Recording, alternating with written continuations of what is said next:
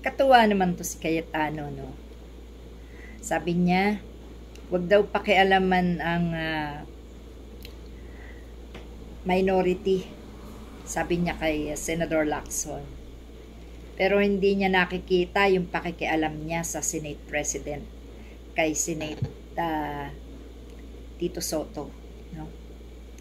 Alam niyo tong mga taong ito, itong si Cayetano, yan si Magalong, yung mga Duterte block na yan, mga sugo ni Sara Duterte yan.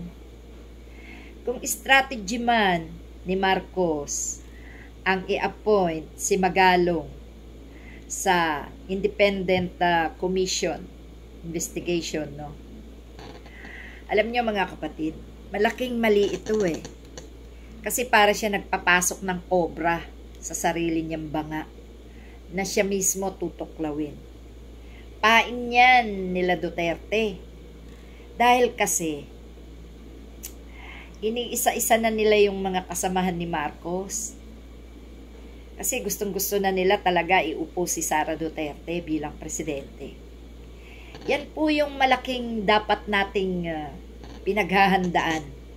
Dahil kung ang atin ngayong gagawing pagkakaisa o revolusyon ng mga kabataan at ng mga Pilipino para sa mga magnanakaw, dapat po mas pinaghahandaan natin yung pagpapatalsik nila sa ating presidente ngayon. Kasi wala naman po talagang maipapalit kay President Marcos. Walang gugusto na iupo pag si President Marcos ay nasira ng mga Duterte. Pagkos sisirain yan ng mga DDS, ng mga Duterte, ng mga black Duterte black na yan, para si Sara Duterte ang maiupo. Yan pong mga nangyayaring yan, tingnan nyo, mabuti na lang si Bryce, inilagay na ulit nila sa Senado. Kasi baka mamaya patayin yan dun sa Pasay City Jail. Hindi pa naman ahatulan para ilagay sa kulungan talaga ng Pasay yan. Marami pa tayong malalaman kay Bryce. Ikinanta niya na lahat di ba? Marami pa. At kung sangkot man si Bryce sa pagnanakaw, ay ibulgar niya ng lahat para luminis ng bansa. Total naman, parurusahan din lang siya. Hindi parusahan lahat ng kasangkot para pare-pareho na lang, ano? Kasi mahirap yung may matitira pa. Magpaparami uli yan. Pag may naiwang magnanakaw, nakalampas, tsak na yan ay magpaparami uli, no? Parang yung mga garapata, di ba? Ang garapata, isa-isa lang Maya-maya, kita mo, sandamukal na sila no? Ganyan ang mga magnanakaw.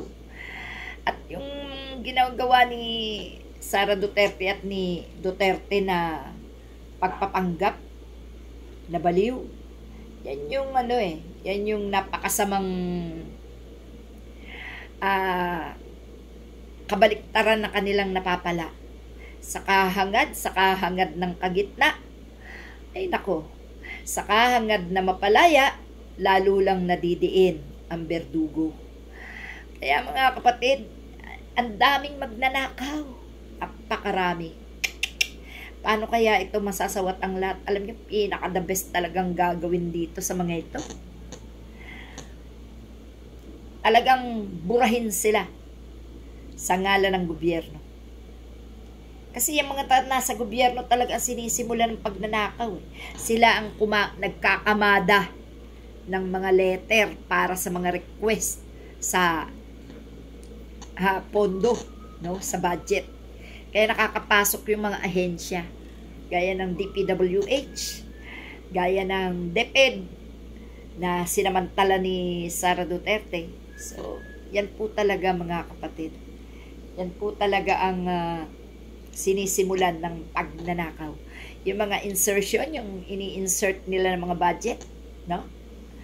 Yung ang kailangan nila ay 300 million lang, gagawin nilang 400 million, ang 1 million do sa nasa loob ng gobyerno na gumagawa ng tapos papipirmahan. kung sino yung sekretary ng mga ahensya, doon nila papipirmahan. Sold ang pagnanakaw ng mga hudas na yan. Kaya mga kapatid, talagang sama tayo sa 21, no? Ingat lang po yung mga sasama dahil mismong mga Duterte, ang piston nga, niyayaya nila ng mga DDS leader, no? Niyayaya sa 21 daw, dun sila sa Luneta, manggugulo mga DDS. Sana kilala nating lahat. Pag may mga sumisigaw po, na kunyari binabanatan si Romualdez, binabanatan si Marcos, yan po ay mga DDS. No? Tayo po ay may sariling laban. Kung mapatunayan na si Romualdez at si Saldico talaga ay may malaking kalokohan na ginawa at nakita na natin na talagang sila ay may nagdiin na at nagturo na talaga, yung meron talaga tayong panghawakan, saka natin sila bibigyan ng aksyon. Pero hanggat hindi pa at nagtuturoan pa lang, wala pa po tayong gagawing hakbang. Ngayon, kung si Marcos mismo magsabi na imbestigahan ang kanyang pinsan, edi at napatunayan, at si Marcos mismo nagsabi talagang napatunayan ang pinsan niya, bakit hindi natin babanatan? Por respeto lang po, no? Kahit sabihin pa nating mga magnanakaw silang lahat, kung hanggat hindi ang presidente ang nagsasabi na ang pinsan niya, kasi diyan natin makikita kung may pinapanigan o wala kapag napatunayan si Romualdez at si Saldico na talagang magkasabwat sa nakawan at ito ay pinagtakpan ni Marcos, doon tayo kikilos, diba? Pero kung sabi nga ni Sandro, ipatutupad nila ang batas na walang kamag-anak, tama yun, no? So, at ang sabi pa ni President Marcos, yung mga magnanakaw, balikan yung mga trinabaho nila, ayusin nila yon sa pamamagitan ng sarili nilang pera. So, yan po talaga ang dapat gawin. Dahil kung hindi nila susundin, doble dapat ang iparusa sa kanila. Okay mga kapatid, yan lang muna po. Salamat. Kulong na.